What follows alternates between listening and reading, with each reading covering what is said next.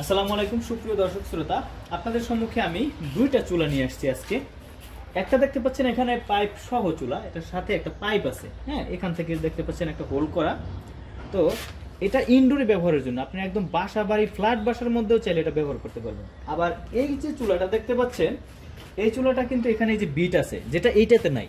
হ্যাঁ, তার মানে এখানে আগুনের ঝিল বের হওয়ার অপশন আছে। কিন্তু মজার ব্যাপার হচ্ছে উভয় চুলাই স্মোকলেস, মানে ধোয়া হবে না এবং যথেষ্ট পরিবেশ বান্ধব।